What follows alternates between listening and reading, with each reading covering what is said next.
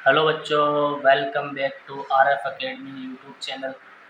शुरू करते हैं नई क्लास कक्षा 10 की प्रश्नावली नंबर 3, जो कि कक्षा 10 के लिए वेरी इंपॉर्टेंट प्रश्नावली। एक सवाल कंफर्म इससे 4 नंबर का जो आता है ग्राफ, सभी 10वीं क्लास के बच्चों के लिए बहुत चहेती प्रश्नावली है। ठीक है, इसको हम आसान तरीके से और आसान लैंग्वेज में इसको सीखने की कोशिश करेंगे बेटा। तो प्रश्नावली का नाम है अपने दो चरों वाले रैखिक समीकरण युग्म, लीनियर इक्वेशन इनटू वेरिएबल, ये अपनी प्रश्नावली का नाम रहेगा। ठीक है बेटा, 6 नंबर की आप लोगों की ये प्रश्नावली है 2023-24 सत्र में। तो शुरू करते हैं बेटा। सबसे पहले तो पढ़ेंगे अपन कि दो चरों वाले रैखिक समीकरण कहते किसे, इसके बारे में डिटेल से पढ़ेंगे बेटा। ठीक है, तो शुरू करते हैं बेटा। देखिए सभी स्टूडेंट इधर, जैसे मेरे पास है नाम है दो चरों वाली रैखिक समीकरण युग्म। सबसे पहले इसके बारे में पढ़ेंगे, कहते किसे हैं। चैप्टर का नाम यही तो है अपने। तो कहते किसे हैं, किसे कहेंगे, वह समीकरण जिसमें दो चर हो। कितने चर होने चाहिए, दो चर होने चाहिए, तथा उन पर अधिकतम घात जो है कितनी होनी चाहिए बेटा, एक होनी चाहिए। तो उस समीकरण को हम क्या बोलेंगे, दो चरों वाली रैखिक समीकरण कहते हैं। नाम से पता पड़ा, रटने की जरूरत नहीं है भाई। नाम, प्रश्नावली का नाम है दो चरों वाली, तो चर कितने होने चाहिए, दो। रैखिक का मतलब होता है एक घात। क्या होता है रैखिक का मतलब, एक घात। तो दो चर हो और उन पर घात कितनी हो, एक हो, तो उसे अपन क्या बोलेंगे बेटा, रैखिक समीकरण, दो चरों वाले रैखिक समीकरण युग्म कहते हैं। इस समीकरण का व्यापक रूप बहुत इंपॉर्टेंट है। ठीक है, व्यापक रूप क्या होता है, ax plus minus b y plus minus c बराबर 0। प्लस का चिन्ह भी हो सकता है, माइनस का चिन्ह भी हो सकता है। तो ये इसका क्या होता है बेटा, व्यापक रूप होता है ये। जैसे अपने इंसान का व्यापक रूप है ना, सबसे पहले गर्दन है, सर के बाद गर्दन, पैर, ऐसे वैसे ही समीकरणों का भी क्या होता है, व्यापक रूप होता है। क्या है, ax plus minus b y plus minus c बराबर 0। आई थिंक आप लोगों को समझ में आ गया होगा दो चरों वाली रैखिक समीकरण किसे कहते हैं। रटने की जरूरत है ही नहीं, परिभाषा, कंसेप्ट समझो आप। कंसेप्ट ही इंपॉर्टेंट है। जो किसी भी प्रश्नावली का फर्स्ट बार टीचर जो परिचय कराता है वो परिचय है, अगर आपको समझ में आ गया तो फिर सवाल आसान है। तो परिचय जो है, कंसेप्ट जो है, उनको अच्छे समझे। क्या प्रश्नावली समझ में आ गया किसे कहते हैं, इसका व्यापक रूप ये होता है बेटा, है ना। अब इसको हल करने के तरीके सीखेंगे। ठीक है, इसका हल करने का मतलब होता है एक्स और वाई के मान कितने प्रकार से निकाल सकते हो। ठीक है, तो अपन क्या देखेंगे, दो चरों वाली रैखिक समीकरण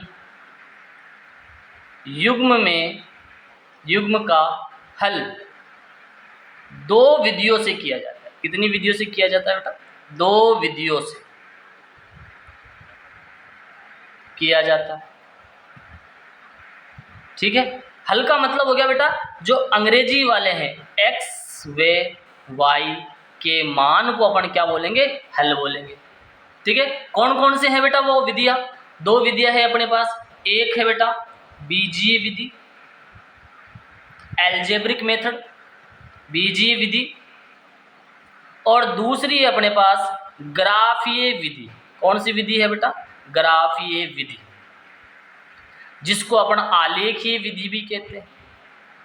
कौन सी विधि कहते हैं, आलेखीय विधि भी कहा जाता है। ठीक है, इंपॉर्टेंट है, 10वीं क्लास के लिए 4 नंबर का एक सवाल कंफर्म आता है ग्राफीय विधि से। तो ठीक है, पहले अपन बीजीय विधि सीखेंगे, फिर अपन ग्राफीय विधि सीखेंगे। ठीक है, बीजीय विधि भी 3 प्रकार की होती है। कौन कौन सी होती है, प्रतिस्थापन विधि,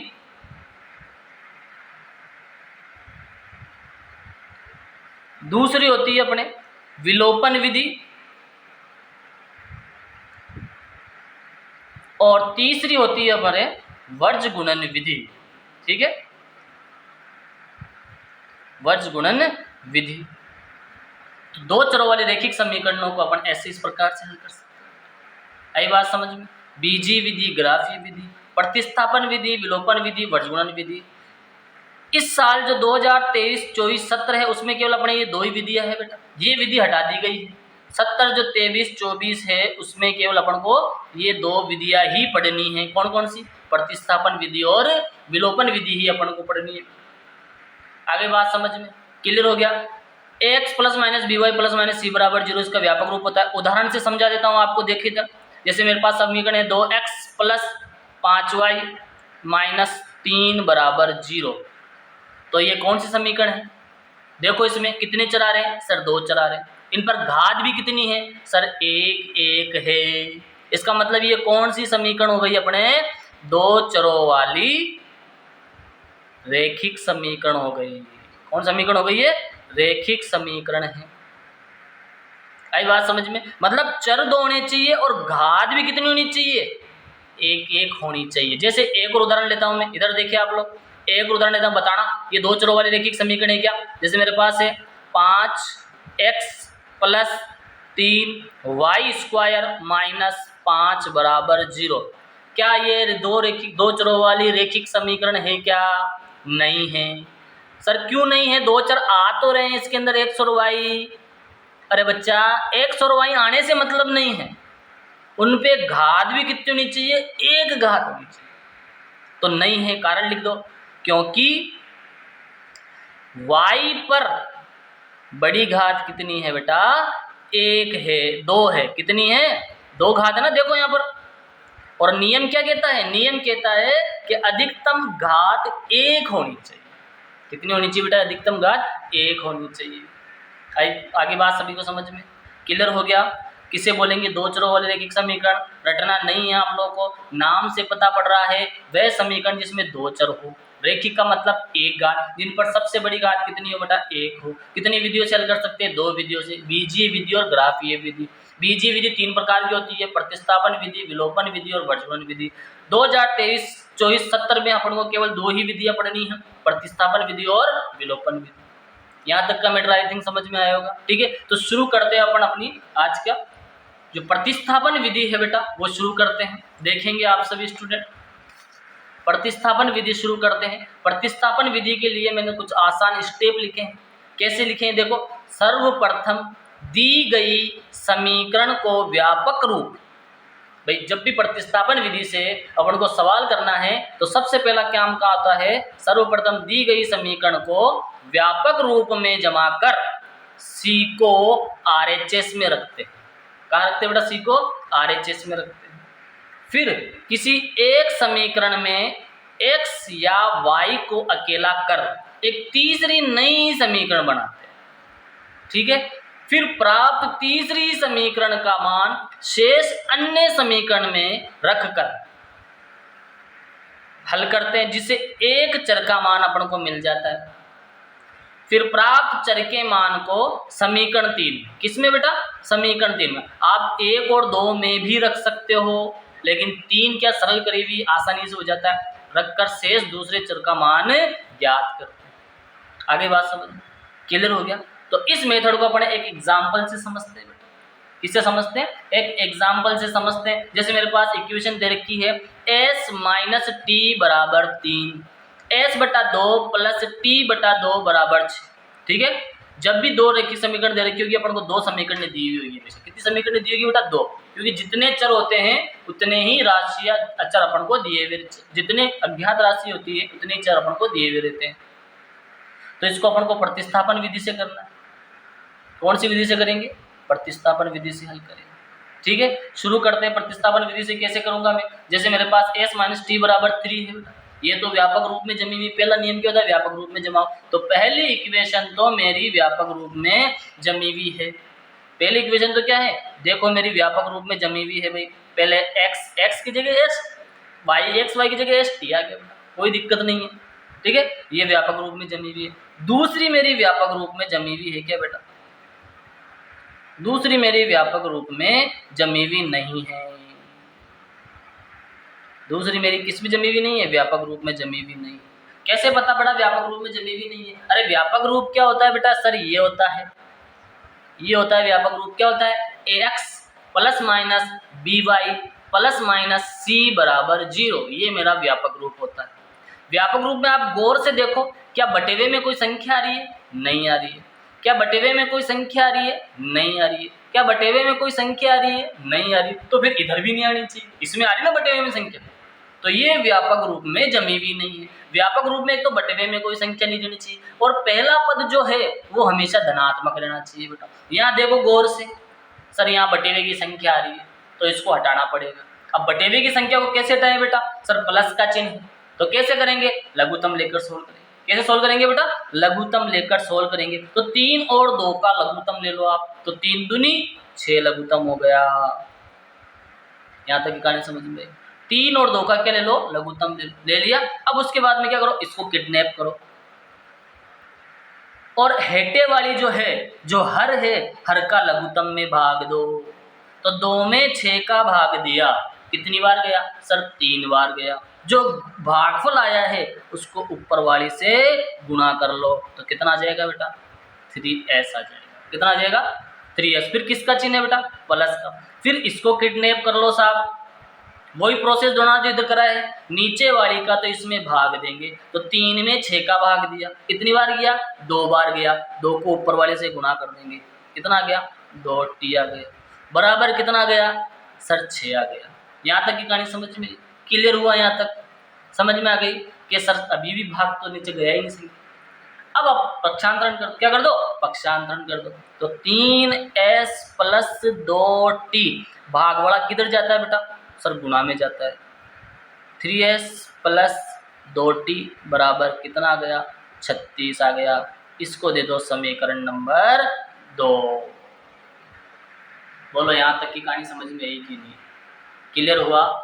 समझ में आ गई बात यहाँ तक? ठीक है। यहाँ अलग अलग भाग में थे, तो सबसे पहले तो मैंने इसको 1 करा। कैसे? लघुत्तम लेकर, जैसे परिमेय संख्या की जोड़बाकी करते अपन, वैसे करा। 3 दूनी 6 लघुत्तम आया। इसको किडनैप करा, नीचे वाले का इसमें भाग दिया, जो उतरा है उसको ऊपर वाले से गुणा करा। प्लस का 3 4 इसलिए प्लस लगा दिया, माइनस का चिन्ह होता तो माइनस लगा। आई थिंक यहाँ तक आप लोगों को समझ में आ गया होगा। क्लियर हुआ? आगे चलते हैं, स्टेप सेकंड पढ़ते हैं। फिर किसी एक समीकरण से x या y, यहाँ s और t है तो प्रॉब्लम नहीं है ना? x y भी लिखा हुआ सकता है, x t भी लिखा हुआ सकता है, p q भी लिखा हुआ सकता है, कुछ भी लिखा हुआ सकता है। तो क्या करते हैं, x या y किसी को अकेला कर लो, चाहे आप ये समीकरण ले लो, चाहे आप ये समीकरण ले लो, ठीक है। लेकिन फारूक सर जो है वो क्या कहते हैं, अपन को वो समीकरण लेनी है जिसमें अंग्रेजी वाले के गुणांक कम हो। इसका गुणांक कितना है? 3। इसका गुणांक कितना है? 2। इसका गुणांक सर है तो नहीं, मतलब 1 है। इसका गुणांक माइनस है, तो कम इसके हैं कि इसके हैं? सर इस वाले के कम है, तो इसको आप समझ में आ गई। जरूरी नहीं है कि 1 से ही करो, 2 से भी कर सकते हैं, लेकिन फारूक सर क्या कहते हैं, जिसके गुणांक कम हो। सर इस वाले के गुणांक कम है, तो क्या लिखूंगा मैं? समीकरण 1 से s माइनस टी बराबर कितना है भाई? 3 है सर। क्या है? दूसरा स्टेप पढ़ो। फिर किसी एक समीकरण से x या y को, तो या तो s को अकेला कर दो या t को अकेला कर दो। तो मैं s को अकेला करूंगा, तो कौन टांग अड़ा रहा है बेटा? सर माइनस टी टांग अड़ा रहा है, तो तोड़ दो, मतलब पक्षांतरण कर दो। अब ऐसे ही पढ़ाते हुए गणित पर टांगे तोड़ेंगे। जब भी बोलूँ टांग तोड़ दो मतलब पक्षांतरण कर दो। तो t उधर जाएगा तो बेटा किसका हो जाएगा? माइनस वाला उधर की जाएगा तो किसको हो जाएगा? प्लस। पक्षांतरण क्या है? वीजा है, वीजा। भाई किसी देश में जाते हैं तो करेंसी चेंज होती कि नहीं होती, वैसे इनकी भी चिन्ह चेंज हो जाते हैं बेटा। तो ये बन गई मेरी समीकरण नंबर 3। क्या बन गए बेटा? ये मेरे समीकरण 3 बन गए। यहाँ तक की समझ में आई आप लोग? ये हो गया मेरा स्टेप नंबर 2। फिर क्या है? फिर प्राप्त तीसरी समीकरण का मान शेष अन्य समीकरण से। शेष अन्य समीकरण का मतलब क्या है? अगर आपने तीसरी समीकरण पहली से बनाई है तो मान दूसरी में रखेंगे, और अगर आपने तीसरी समीकरण दूसरी से बनाई है तो मान पहली में रखेंगे। अभी मैंने किससे बनाई है तीसरी समीकरण? सर पहले से बनाई है, तो मान किस में रखेंगे? दूसरी में रखेंगे। अगर दूसरी से बनाता तो मान किस में रखते? पहली में रखते। तो अभी मान किस में रखूंगा बेटा? दूसरी में। तो लिख देता हूं मैं, समीकरण 3 का मान समीकरण 2 में रखने पर, कहाँ रखना है बेटा अपन को? 2 में रखना है। तो सावधानी पूर्वक देखेंगे, देखो मान कैसे रखता हूं मैं, है ना। बिल्कुल अच्छे से मान देखेंगे कैसे मान रखता हूँ। अरे ये मान किसका आया सर, एस का मान आया है। किसका मान आया बेटा अपने, एस का ये मान आया है आपके। तो एस का मान आपको यहाँ रखना है 2 में। तो यहाँ देखो एस का है सर यहाँ रहा, तो जटे जटे एस है बटे बटे ते वो मान रख दो, बाकी यानी कि यहाँ उतार दीजिए। यही बात समझ में। अरे सवाल खुद बोलता है चिल्ला चिल्ला के, बस समझो आप। सवाल बोल रहा है एस की जगह केवल ये रख दो और बाकी सब ऐसा कैसा। तो बेटा 3 की जगह 3, कुछ भी चिन्ह नहीं मतलब गुणा। एस की जगह सर ये रखो 3 प्लस टी, फिर किसका चिन्ह है, प्लस का, फिर क्या है 2, अरे कुछ भी चिन्ह नहीं मतलब गुणा। टी की जगह टी, बराबर की जगह बराबर, 36 की जगह 36। आई थिंक समझ में आया। टीप टीप क्या करना है, कछु नहीं करना है। ठीक है, बिल्कुल सिंपल है गणित। सबसे सिंपल क्या है, सब्जेक्ट है मैथ। गणित जो है 1 टाइम इन्वेस्टमेंट है। एक बार आपने इसमें अच्छे से इन्वेस्टमेंट कर दिया तो कभी जिंदगी में नहीं भूलोगे। लेकिन आप लोग तो इन्वेस्टमेंट करनी सोचते नहीं, डर बैठा हुआ है तुम्हारे दिमाग में। डरना नहीं, इसको अच्छे से पढ़ो, सावधानी पूर्वक स्टेप समझो। मैं यहाँ लिखा है मैंने, इनको पढ़ पढ़ के करो।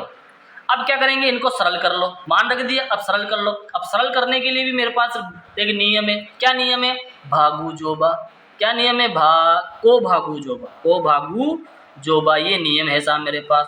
मतलब किसी भी सवाल के अंदर जोड़ बाकी गुणा भाग एक साथ आ जावे तो सबसे पहले किसको सोल्व करोगे, को बोले तो कोष्टक, बा बोले तो भाग, गु बोले तो गुणा, जो बोले तो जोड़ और बा बोले तो बाकी। मतलब सबसे पहले आपको कोष्टक को सोल्व करना पड़ेगा। तो कोष्टक कौन है, ये। तो बाकी का क्या करें सर, बाकी को ऐसा कैसा रख लो, मायरे में भी चीज़ें भैया, इनको साथ के साथ लेके चलो। तो ये ऐसा का ऐसा, सबसे पहले इनको सरल करो। क्या ये सरल होंगे, कतई सरल नहीं होंगे सर। क्यों नहीं होंगे, अरे एक गणित वाला है एक अंग्रेजी वाला है, इनके जिंदगी में बढ़ती नहीं। गणित में 3 खानदान होते हैं। कितने खानदान होते हैं, 3। एक अंग्रेजी वाला, एक गणित वाला और एक अंडर रूट वाली संख्या। अंग्रेजी वाला अंग्रेजी वाले के साथ ही जोड़ बाकी करता है, गुणा गणित वाला गणित वाले के साथ ही जोड़ बाकी करता है। तो इनके बीच में कभी जोड़ बाकी होगी नहीं, तो कोष्टक सॉल्व होना नहीं। फिर क्या करेंगे, गुणा करो। तो 3 को 3 से करेंगे बेटा, तो कितना जाएगा, 3 को 3 से करा दो, देखो इधर 9। 3 को टी से करा दो, कितना जाएगा बेटा, 3t प्लस 2t बराबर कितना आ गया बेटा, 36 आ गया। बोलो यहाँ तक की कहानी समझ में क्लियर हुआ सभी को। आगे समझते हैं अपन। अब क्या करो, जो समान खानदान के हैं उनको जोड़ लो, घटा दो। ठीक है, तो समान खानदान मतलब गणित में 3 खानदान है, तुमको बताया मैंने। कितने खानदान है गणित के, गणित के कितने खानदान हैं, गणित में 3 खानदान है साहब। कितने खानदान हैं, 3। कौन कौन से, एक है गणित वाला,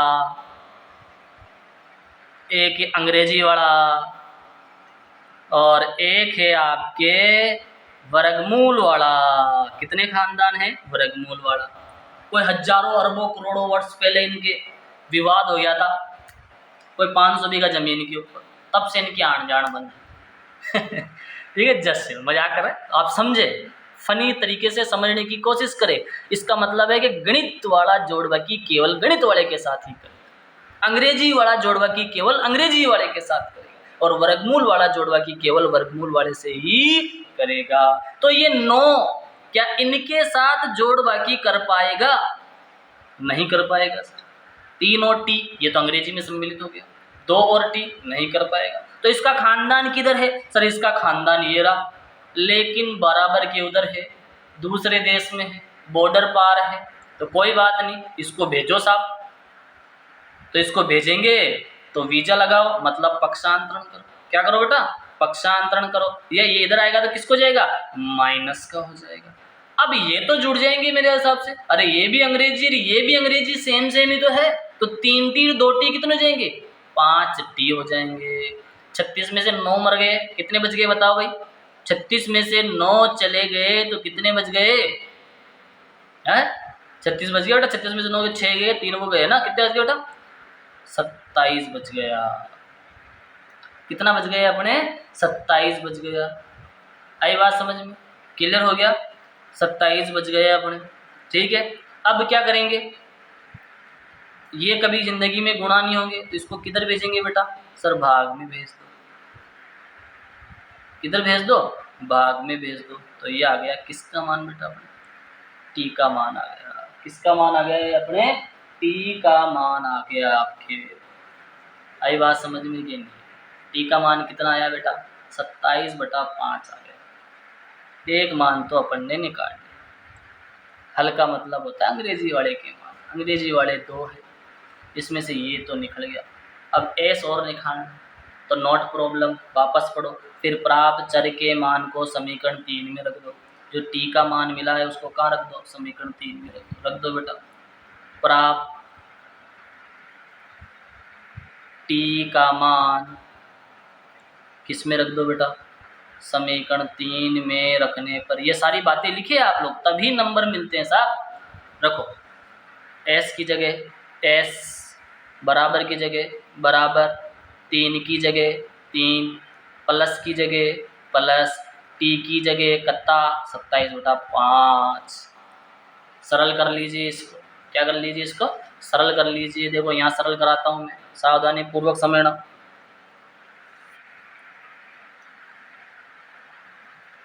एस बराबर, इसको कैसे सरल करोगे बेटा, जानते हो क्या, कौन कौन जानता है, देखो।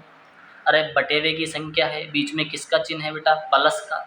तो जब भी बटेवे की संख्या हो, बीच में प्लस माइनस का चिन्ह हो, तो लघुत्तम ले, क्या ले, लघुत्तम। लघुत्तम लेना नहीं आता है तो मेरे पास एक और शॉर्ट ट्रिक है, इसको नीचे वाले को नीचे वाले से गुणा करो और ऊपर क्या चला दो, कैंची चला दो। ये शॉर्ट ट्रिक है मेरे पास। 5 एकम 5, 5 त्रिक 15, 27 एकम 27, चिन्ह किसका बेटा, प्लस का। अब जोड़ दो, 7 और 5 12 के 2, हासिल लग गया 1, 2 और 3 4, 42/5 तुम्हारे आंसर आ गया। कितना आंसर आ गया बेटा, 42/5। आई थिंक आप लोगों को समझ में आया होगा बेटा, क्लियर हुआ सभी को। हाँ समझ में आई आप लोगों को। कौन सी विधि बेटा, प्रतिस्थापन विधि से अपन ने सोल्व करा। कौन सी विधि से सोल्व करा, प्रतिस्थापन विधि से सोल्व करा। ठीक है, चलो एक और एग्जाम्पल ले लेते हैं, एक और एग्जाम्पल अपन ले लेते हैं, देखना सावधानी पूर्वक। जैसे एक और एग्जाम्पल लेता हूँ, अच्छे से समझना भाई। जिसको पहला मेथड कच्चा समझ में आया हो वो एक मेथड और ले लो। जैसे मेरे पास एक मेथड और है, x + y = 14, x - y = 4 को प्रतिस्थापन विधि से हल करो। 3 नंबर में ये सवाल आ जाता है, 2 नंबर में प्रतिस्थापन विधि से क्या करो, हल करो। बिल्कुल सिंपल है। कैसे करेंगे, सबसे पहले तो चेक करो ये समीकरण में कौन सी है। सर देखो, सर 2 चर आ रहे हैं साहब। सर इन पर घात कितनी है, सर दिख तो नहीं रही है, मतलब एक एक घात है, एक एक घात है। मतलब ये कौन सी समीकरण है, 2 चरों वाली रैखिक समीकरण है। आई बात समझ में। प्रतिस्थापन विधि से हल करना है, क्या नियम है बताओ। सर्वप्रथम दी गई समीकरण को व्यापक रूप में जमाओ।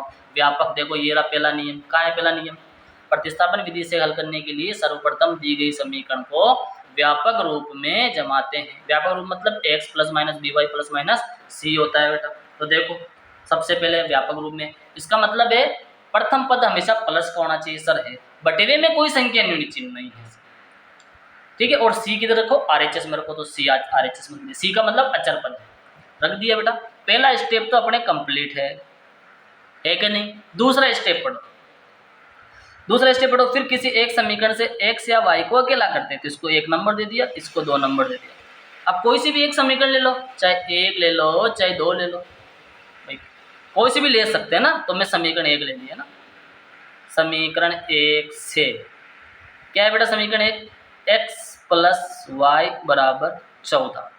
क्या करना होता है, x या y को अकेला कर दो, किसी को भी कर सकते हो। आप चाहो तो y को कर दो, आप चाहो तो x को कर दो। फर्स्ट प्रायोरिटी x की रखो, तो मेरे को x को अकेला करना है, तो y का पक्षांतरण करेंगे। तो y प्लस का है, इधर आएगा, किसको जाएगा बेटा, माइनस को जाएगा। तो आप लोग क्या करो, सबसे पहले बची हुई चीज़ों को लिखो। x लिख दिया, 14 लिख दिया, बराबर लिख दिया। अब पक्षांतरण जिसका तुमने कराया ना उसको लिखो बेटा।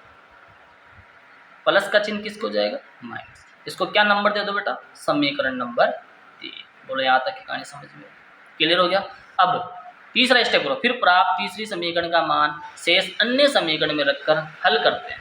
तो क्या करो बेटा, जो तीसरी समीकरण बनी है उसका मान शेष समीकरण में रखो। शेष का मतलब क्या है, अगर आपने 1 से तीसरी बनाई है तो मान रखोगे 2 में, 2 से तीसरी बनाई है तो मान रखोगे 1 में। फिलहाल मैंने किससे समीकरण बनाई है बेटा, 1 से, तो मान किस में रखूंगा मैं, 2 में। तो लिखूंगा मैं प्राप्त समीकरण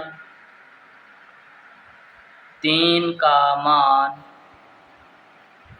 समीकरण 2 में रखने पर, रखे बेटा, चलो रखो साहब, रखो। सबसे पहले तो उस समीकरण को लिख लो जिसमें रख रहे हो। अब रखो मान, x की जगह क्या रखना है तुमको, 14 माइनस वाई। तो x की जगह लिख दो बेटा 14 माइनस वाई, लिख दिया। फिर किसका चिन्ह है, माइनस, फिर y की जगह y बराबर कितना हो गया बेटा, 4। यहाँ तक की कहानी समझ में आई। अब इसको सरल करो बेटा। अब जो जुड़ रहा है उसको जोड़ दो, जो घट रहा है जो घटा दो। 14 क्या इन दोनों के साथ जोड़ बाकी करेगा, कतई नहीं करेगा। ये कौन सा खानदान, अंग्रेजी वाला, ये कौन सा खानदान, गणित वाला। कभी बनती क्या, नहीं बनती। तो ये दो, ये तो करेगा नहीं, तो इसको इसके खानदान के पास भेजेंगे। कहीं दिख रहा है कि तुमको इसका खानदान, गौर से देखो कहीं इसका खानदान दिख रहा है क्या, सर ये रहा, लेकिन किधर है, बराबर की दूसरी साइड। तो बेटा इसको बराबर की दूसरी साइड भेजेंगे तो क्या चेंज होगा, चिन्ह चेंज होगा। तो इसको इधर भेजो, पहले बचावा लिख लो, लिख लिया। अब जिसको भेज रहे हैं उसको लिखो, सर इसको भेजा है इधर, लिख दिया। चिन्ह कुछ भी चिन्ह नहीं, इसका मतलब प्लस का है तो ये माइनस हो गया। अब सरल कर लो, माइनस और माइनस क्या होता है बेटा, प्लस हो जाएगा। तो 1 और 1 कितना हो जाएगा बेटा, 2y हो जाएगा। जब भी जोड़ और बाकी करते हैं तो इनके गुणांकों के बीच करते हैं, किन के बीच में बेटा, गुणांक। तो 1 और 1 2, और ये ऐसा कैसा आ जाता है, आई बात समझ में। कैसे करते हैं जोड़ बाकी, इनके गुणांकों के बीच जोड़ बाकी, इनका कुछ नहीं करना, ये ऐसा कैसा।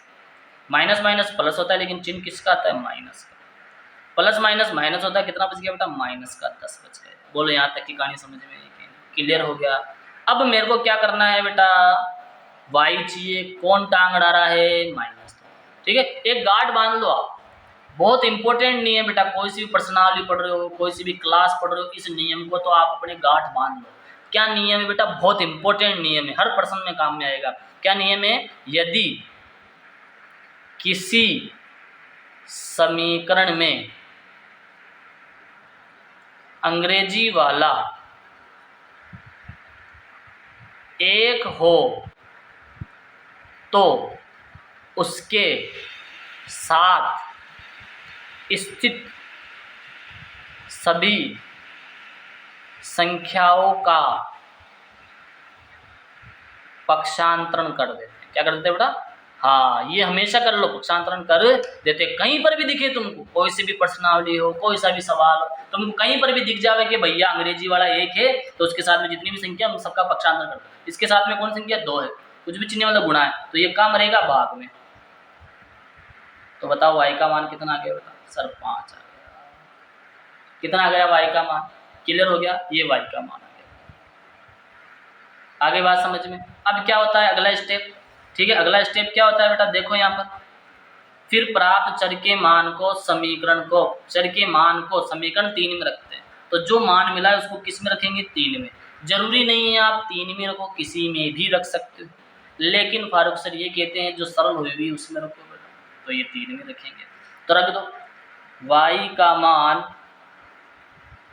समीकरण 3 में रखने पर, रख दो बेटा 3 जो रखो, x की जगह x, बराबर की जगह बराबर, 14 की जगह 14, माइनस की जगह माइनस, y की जगह कितना आ जाएगा बेटा, 5। तो x बराबर 14 में से 5 मर गए, मतलब घटा दो, कितने बच गए बेटा, 9। तो ये x का मान निकल गया और ये y का मान निकल गया। बोलो बात समझ में आई कि क्लियर हुआ। y का मान कितना निकल गया बेटा, 5 निकल गया, x का मान कितना निकल गया, 9। तो लिख देना, अतः अभिष्ट मतलब पूछी गई समीकरणों का हल x बराबर 9 और y बराबर 5 होगा। बोलो बात समझ में आई कि नहीं। 2 नंबर में अगर आपके सवाल आता है तो आप लोग कर सकते हैं। ठीक है। अब देखो मैं आपको एक ट्रिक बताता हूँ, आपके उत्तर सही है या नहीं इसकी भी अपन जांच कर सकते हैं। कैसे करते हैं देखो बताता हूँ आपको, हलों की जांच कैसे करता हूँ ना, बिल्कुल आसान ट्रिक है,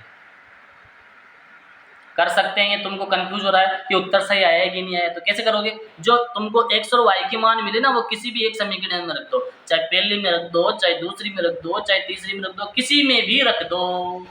तो मैं क्या करूँगा, प्राप्त x व y के मान किसी में भी रख सकते हैं, मैं एक में रख रहा हूँ, समीकरण एक में रखने पर रखो बेटा, x की जगह कितना लिखोगे 9, प्लस की जगह प्लस, y की जगह 5, बराबर की जगह बराबर, 14 की जगह 14, सरल कर लो, 9 और 5 कितने के बेटा 14, बराबर 14। क्या यहाँ LHS और RHS बराबर है क्या बेटा, लिख देंगे LHS बराबर RHS है, इसलिए प्राप्त हल सही है। प्राप्त हल क्या है अपने, बिल्कुल सही है साहब, कोई गलत नहीं कर सकता उत्तर अपना। आगे बात समझ में, उत्तर की जांच करना भी मैंने आप लोगों को सिखा दिया बेटा। क्लियर हुआ सभी को, समझ में आई बात कि नहीं आई बात बेटा, आसान है प्रश्नावली। ठीक है, आपको एक आधे में सवाल दे देता हूँ, आप लोग होमवर्क में करें बेटा, ये है ना। कल फिर नई क्लास में मिलेंगे अपन, प्रतिस्थापन विधि सीखी है अपन ने, कल और नई क्लास में मिलेंगे बेटा। जैसे मेरे पास सवाल है, क्या है मेरे पास सवाल है 3x/2 माइनस 5y/3 बराबर -2, x/3 प्लस y/2 बराबर 13/6। ठीक है, एक पर सवाल तो ये हो गया। दूसरा सवाल मेरे पास है ये x माइनस वाई बराबर 13 और 2x प्लस वाई बराबर 3, कौन सी विधि से हल करना है बेटा, दोनों को प्रतिस्थापन विधि से हल करना है, से हल करना है आपको। ठीक है, प्रैक्टिस करें आप लोग दोनों सवालों की। ठीक है, अगर आप लोगों को ये प्रश्नावली समझ में आई है तो प्लीज़ चैनल को लाइक शेयर एंड सब्सक्राइब करें। Thank you.